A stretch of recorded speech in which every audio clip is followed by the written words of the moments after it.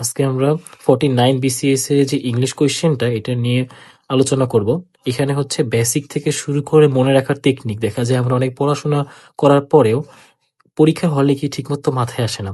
তাই চেষ্টা করো প্রত্যেকটা জিনিসে একটুখানি টেকনিক থাকলে সেই টেকনিক গুলো দেওয়ার এবং বেসিক থেকে শুরু করে সহজ করার চেষ্টা করব।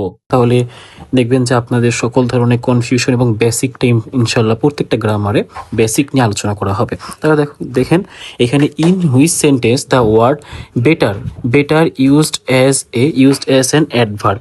তাহলে অ্যাডভার্বটা কি আমরা আগে আসলে জানি। দেখেন অ্যাডভার্ব হচ্ছে, মনে রাখবো যে একটা সেন্টেন্সে হচ্ছে এক্সট্রা ওয়ার্ড, ওইটা বাদ দিলেও সেন্টেন্সটা ফুলফিল মিনিং দিতে পারবে।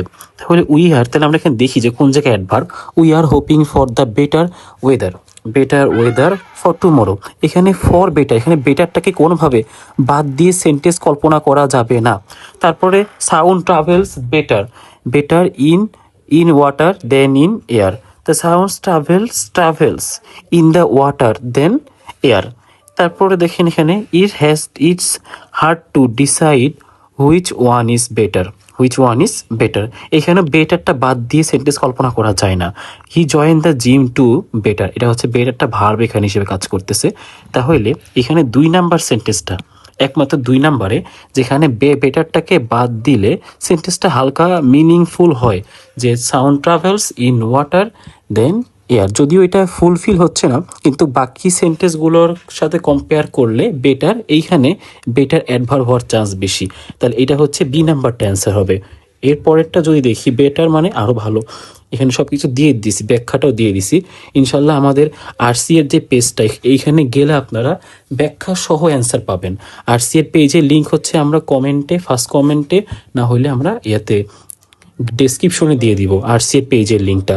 এরপরে 49 বিসিএস এর 9 নাম্বারটা, identify the type of the clause এবং ফ্রেসের মধ্যে পার্থক্যটা আমরা যদি একটু খেয়াল করি। ফ্রেস হচ্ছে যেখানে কোনো ফাইনাইট ভার্ব, সাবজেক্ট এর পরে ফাইনাইট ভার্ব থাকবে না। কিন্তু ক্লজ কি? ক্লজে হচ্ছে সাবজেক্টের পরে ফাইনাইট ভার্ব থাকবে।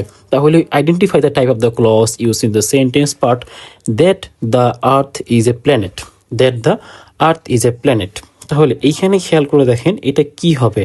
তাহলে ক্লজটা দ্যাট দিয়ে শুরু না, that the earth is a planet sentence part. আচ্ছা, এইখানে হচ্ছে যে দাগ দেওয়া ছিল, একটা সেন্টেন্সের নিচে দাগ দেওয়া ছিল, এই যে that the earth is a planet, এই দ্যাট দ্য আর্থ এইটার নিচে দাগ দেওয়া ছিল। দাগটা আসলে পিডিএফ করার সময় আসে নাই। তাহলে এইটা কোন ক্লজ হবে? তাই দেখেন এখানে খেয়াল করে দেখেন এটা কোন ক্লজ। যদি এটাকে ক্লজ বলা যায় না এবং আচ্ছা এই সম্পূর্ণটাকে ফাইনাইট ভার্ব সহ ক্লজ বলা যাইতো, কিন্তু এইটুকু বললে এটা হচ্ছে নাউন এবং ফাইনাইট ভার্ব তো নাই, তাহলে এটা হবে নাউন ফ্রেজ। যদি ক্লজ বলছে তাহলে আমরা ক্লজ নিচ্ছি অ্যান্সার, এটা হচ্ছে নাউন ক্লজ। ঠিক আছে, এরপরে দেখেন এখানে নেক্সট কোয়েশ্চেনটা, which gender is the noun? Neighbour. তাহলে নেইবারের হচ্ছে জেন্ডার, তাহলে which gender is the noun? Neighbour. এটা হচ্ছে কি কমন জেন্ডার। কোন জেন্ডার? কমন জেন্ডার হবে।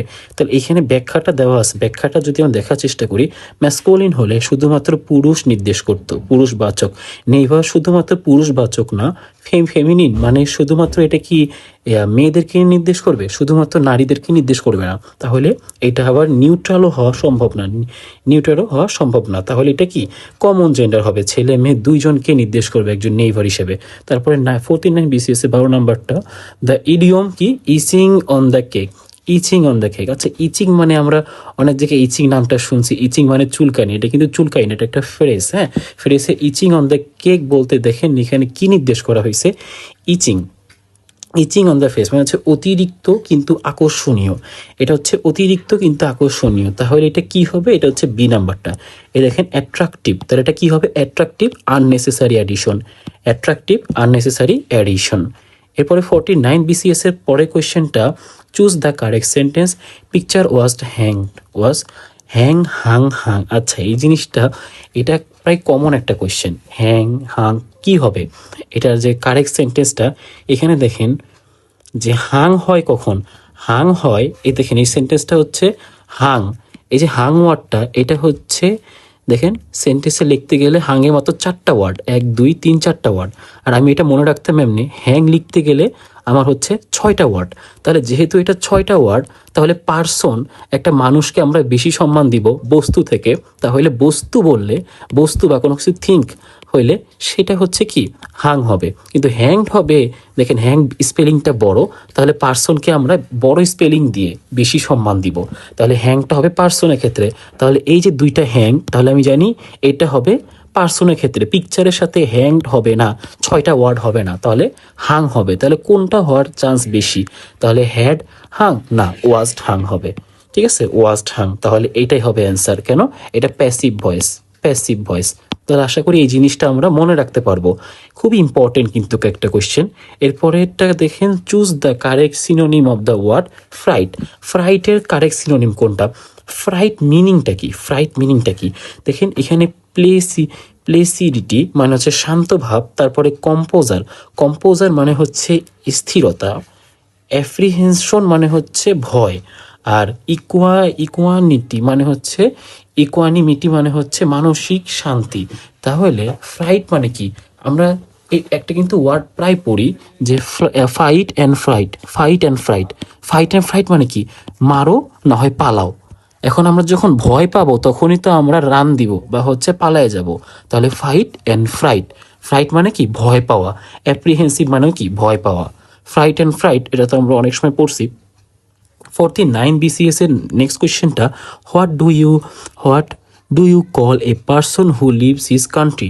তাই তুমি যাকে ডাকবা যে হচ্ছে কি নিজের দেশটা, যে দেশ ত্যাগ করে চলে গেছে, এটা তাহলে কি হবে? যে হু লিভস দ্য কান্ট্রি, তাহলে যে দেশ ছেড়ে চলে গেছে।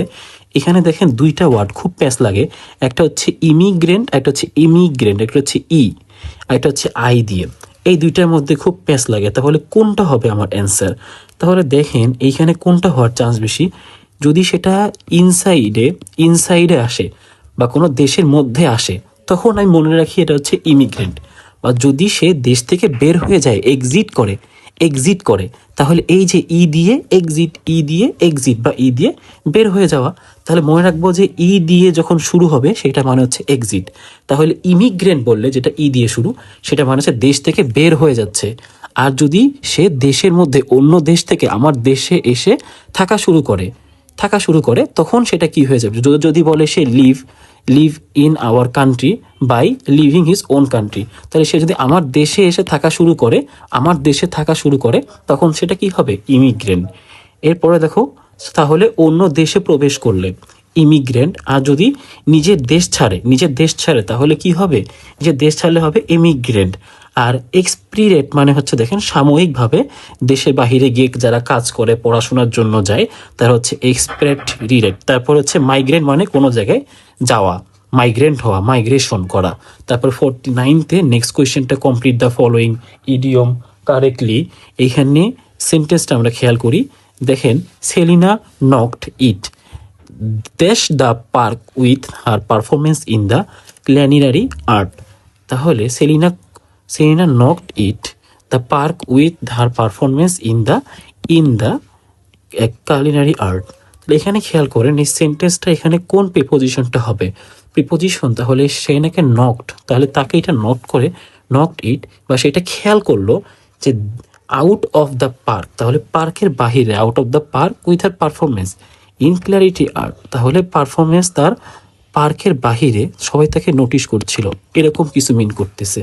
তাহলে এটা হচ্ছে আউট অফ হবে। তাহলে এই ক্ষেত্রে দেখা যায় অনেক সময় সেন্টেন্সের অর্থ না বুঝেও একটুখানি যে চিন্তা করে অ্যান্সার করতে হয়। এমন একটা কোয়েশ্চেন এটা। কিছু আনকমন কোয়েশ্চেন থাকে, যে 10টা কোয়েশ্চেনের মধ্যে কয়েকটা কোয়েশ্চেন থাকে আনকমন। যেমন 49th মনে হয় 15টা কোয়েশ্চেন আছে। তারপরেরটা দেখি আমরা, identify the part of the speech of the word except in the phrase we work every day except Friday। তাহলে এখানে এক্সেপ্টটা কি হবে? এক্সেপ্টটা হবে প্রিপোজিশন। কেন এই জিনিসটা আপনাকে বলি, যে প্রিপোজিশনের পরে মনে রাখবেন নাউন, প্রিপোজিশন প্লাস নাউন। এখন প্রিপোজিশন প্লাস নাউন, এখন প্রি মানে কি? প্রি মানে আগে, পজিশন মানে কি? পজিশন। তাহলে আগে পজিশন, কার আগে পজিশন? নাউনের আগে পজিশন। তাহলে নাউনের আগে প্রিপোজিশন অলওয়েজ কি নাউনের আগে বা হচ্ছে প্রোনাউনের আগে থাকবে, এই জন্য ওর নাম কি প্রিপোজিশন। তাহলে আমরা যখন লিখি 2+V1, that to go, we we want to go, we want to go to school বা টু গো দেয়ার, যদি এমনি লিখি তাহলে এই যে টুটা কি হবে, টুটা হবে কনজাংক্ট, এখানে টুটা হচ্ছে কনজাংশন। ঠিক আছে, এই টুটা কিন্তু প্রিপোজিশন না, সাবধান, এই টুটা এখানে কনজাংশন। কেন? কারণ টু এর পরে এখানে কোনো নাউন আসে নাই, তাহলে প্রিপোজিশন তখনই হয়তো টু যখন তার পরে কোনো নাউন আসতো, এই জন্য ওর নাম কি, ওর নামই হচ্ছে প্রিপোজিশন। তাহলে আশা করি এই ব্যাখ্যাটা দেখে নিব। বারবার বলছি আমাদের আরসি এর পেজে প্রত্যেকটা এমনি সুন্দর করে ব্যাখ্যা দেওয়া আছে প্রত্যেকটার অ্যান্সার। তাহলে আমরা আরসি এর পেজটা একটু দেখে নিব ইনশাল্লাহ। তাহলে ওইখানে সকল অ্যান্সার দেওয়া আছে। Identify the type of the verb use in the sentence. Some one sneeze loudly, তাহলে কে হচ্ছে স্নিচ দিছে কি লাউডলি, সাম ওয়ান। তাহলে এইখানে এটা কোন টাইপের ভার্ব, তাহলে দেখেন এইখানে যে কি বা কাকে দ্বারা প্রশ্ন করলে আমরা জানি কি বা কাকে দ্বারা প্রশ্ন করলে হচ্ছে অবজেক্ট পাওয়া যায়। তাহলে যার অবজেক্ট থাকে, এই যে ট্রানজিটিভ কর্ম বা কর্ম থাকে, যেমন ইনট্রানজিটিভ মানে কি অকর্মক্রিয়া, তারপরে ট্রানজিটিভ মানে কি কর্ম। তাহলে যার কর্ম আছে বা অবজেক্ট থাকে তাকে বলা হয় ট্রানজিটিভ। তাহলে এখানে কোনো অবজেক্ট পাওয়া যায় না, তাহলে এটা ইনট্রানজিটিভ। তাহলে এটা কি হবে, এটা হবে ইনট্রানজিটিভ। নেক্সট কোয়েশ্চেনটা, identify the part of the speech of underlined word in the phrase a leisurely stroll. এখানে দেখেন, খেয়াল করে দেখেন, লেজারলি স্ট্রল এইটার মানে কি? তাহলে এটা মানে হচ্ছে নাউনের, দেখেন লেজারলি, আইডেন্টিফাইড আ ওয়ার্ড, এটা কি হবে? এটা হচ্ছে এই যে ওয়ার্ডটা আমি এখানে মার্ক করে দিলাম। এখন আমরা জানি এল ওয়াই এর পরে এল ওয়াই যুক্ত থাকলে সেটা অ্যাডভার্ব হয় ম্যাক্সিমাম ক্ষেত্রে, কিন্তু এটা কি অ্যাডভার্ব না। দেখেন আমরা জানি আর্টিকেলের পরে একটা ওয়ার্ড থাকলে নাউন, আর্টিকেলের পরে দুইটা ওয়ার্ড থাকলে একটা নাউন, আগেরটা অ্যাডজেক্টিভ। তাহলে এই ওয়ার্ডটা অ্যাডজেক্টিভ এবং লেজার হচ্ছে একটা নাউন। মনে রাখবেন নাউনের সাথে যখন এল ওয়াই যুক্ত হয় তখন সেটা অ্যাডজেক্টিভ হয়ে যায়, অ্যাডভার্ব না। তাহলে এটা অ্যাডজেক্টিভ হবে। আশা করি আমি এই নিয়মটা বুঝতে পারছি। এখানে দেখেন ব্যাখ্যা লেখা আছে। তাহলে নাউনের আগে যে হবে সে কি, অ্যাডজেক্টিভ। এরপরে দেখেন 49th next question, choose the correct passive form of the sentence people thought that the despot was corrupt. তাহলে এই জিনিসটা প্যাসিভ কি হবে, এই যে ড্যাট যুক্ত, এটা প্যাসিভে দুইভাবেই করা যায়। তাহলে দেখি এখানে কোনভাবে অপশন থেকে মিলতেছে, আমার অপশনগুলো দেখে কম্পেয়ার করতে হবে। তাহলে the despot was thought to be corrupt, তাহলে এটা কি হবে, was thought to be corrupt. হ্যাঁ, তাহলে এখানে ডেসপোজটাকে আমরা হচ্ছে চেঞ্জ করতেছি, এই পরেরটুকুকে আমরা চেঞ্জ করতেছি, despot was thought to be corrupt. তাহলে এটা হবে, সেন্টেন্সটা হচ্ছে এমন, এইটা হবে। আমরা কিন্তু চাইলে এমনও লিখতে পারতাম, it is thought by people that, কিন্তু এটা কোনো অপশনে নাই, যার কারণে আমাকে লাস্টের দিকে থেকে চেঞ্জ করতে হচ্ছে, যে the despot was thought to be corrupt. তাহলে এইটাকে নিয়ে চিন্তা করা হচ্ছে, মানুষ এটাকে নিয়ে চিন্তা করে। কিন্তু যখন প্যাসিভ করা হবে তখন ডেসপোজটা যেন চেঞ্জ হয় এমন কল্পনা করা হয়। তাহলে আশা করি এটা বুঝতে পারবো। এরপরে দেখেন 49th এক নাম্বারটা কি ছিল, এক নাম্বারে ছিল হচ্ছে কারেক্ট স্পেলিং। এই স্পেলিং দিয়ে কিন্তু আমার লেকচার আছে খুবই সুন্দর করে, যেখানে ওয়ার্ডগুলো ভেঙে ভেঙে পড়ানো হয়েছে। তাহলে কনসাইন, আমরা জানি এই যে কন একটা অংশে ভাগ করে ফেললে আমাদের স্পেলিংগুলো সহজ হয়ে যায়। তাহলে কনসাইন, তারপরে চিয়াস, ঠিক আছে। কনসাইন, এই সাইন মানে কি, এই সাইন মানে হচ্ছে তোমার জ্ঞান, আর কন মানে কি একসাথে, ঠিক আছে, আর চিয়াস। তাহলে এমনি করে ভাগ করে পড়লে আমাদের হচ্ছে স্পেলিংটা বোঝা সহজ হয়। Which of the following word is use both and singular and plural, তাহলে কোনটা সিঙ্গুলার প্লুরাল দুইটাই হবে। তাহলে দেখেন ক্যাননটা কি, এই ওয়ার্ডগুলো কিছু ওয়ার্ড থাকে যেটা সিঙ্গুলার প্লুরাল দুইটাই হয়। দেখেন লাইটের হচ্ছে লাইটস যুক্ত করলে হয়ে যায়, শুটস যুক্ত এস যুক্ত করলে হয়ে যায়, ক্রাইটেরিয়া করলে হয়ে যায়। ক্যাননটা হচ্ছে সিঙ্গুলার প্লুরাল দুইটাই হবে। এবং কিছু ওয়ার্ড থাকে যেমন sheep, deer, sheep, deer, cannon খুবই ইম্পর্টেন্ট। এই যে মাস্টার ইংলিশ থেকে লিখে দিছি এবং আমাদের ব্যাখ্যাগুলো খেয়াল করে দেখবেন, আমরা যে ব্যাখ্যাগুলো এখানে নিচে দিছি মাস্টার ইংলিশ থেকে যে ম্যাক্সিমাম যে ওয়ার্ডগুলো ওইগুলো নিয়ে আসছি আমরা। মাস্টার ইংলিশ থেকে যেগুলো বারবার আসে ওই জিনিসগুলোর সাথে যুক্ত করে আমরা একটা পিডিএফ তৈরি করে দিছি এবং এই পিডিএফটা আমাদের আরসিএ, এই যে আরসিএ এর পেজে পাবেন ইনশাল্লাহ। Radiance courses academy for English লিখে সার্চ দিলেই আমাদের পেজটা চলে আসবে, অথবা আমাদের পেজের লিঙ্কটা আমরা ডিসক্রিপশনে দিয়ে দিব এবং ফার্স্ট কমেন্টেও দিয়ে দিব। তারপরে they talked about going to a vocation. Vocation তাহলে কি হবে, ভ্যাকেশনে কি করলো তারা, যে talk about going on a vocation. এটা কি, এটা হচ্ছে আমার নাউন ফ্রেজ, এটা আমার নাউন ফ্রেজ। অ্যাবাউট গোয়িং, তাহলে মনে রাখবেন এই যে অন থেকে শুরু করে এইটুকু একটা ফ্রেজ হচ্ছে, আবার অ্যাবাউট থেকে শুরু করে এইটুকু একটা ফ্রেজ। তাহলে এইটা যদি প্রেপোজিশন হয় তাহলে ওয়ার্ডটা কি হবে, আমার প্রিপোজিশনের পরে একটা ওয়ার্ড থাকলে নাউন। আর মনে রাখবেন পার্টিসিপল জেরান, পার্টিসিপলে এ দিয়ে মনে রাখবেন অ্যাডজেক্টিভ, তার মানে পার্টিসিপল নিজে একটা অ্যাডজেক্টিভ, জেরান্ডের মধ্যে এন দিয়ে মনে রাখবেন নাউন, তাহলে ও নিজে একটা নাউন। তাহলে এই দেখেন নাউন মিলছে, তাহলে অ্যান্সার কি হবে, অ্যান্সার হবে জেরান্ড। সহজে ব্যাখ্যা দিয়ে দিলাম, এখানে আরও সুন্দর করে ব্যাখ্যা দেওয়া আছে, আপনারা দেখে নেবেন এবং এটা হচ্ছে মাস্টার ইংলিশ থেকে নেওয়া। তাহলে আশা করি 49 BCS এর কোয়েশ্চেনের সলভগুলো দিয়ে দিলাম, আপনাদের ভালো লাগবে এবং আমাদের অবশ্যই পেজটা গিয়ে ফলো করে রাখবেন, সেখানে আমরা নিয়মিত BCS এর কোয়েশ্চেনগুলো সলভ দিয়ে রাখবো ইনশাল্লাহ। আসসালামু আলাইকুম।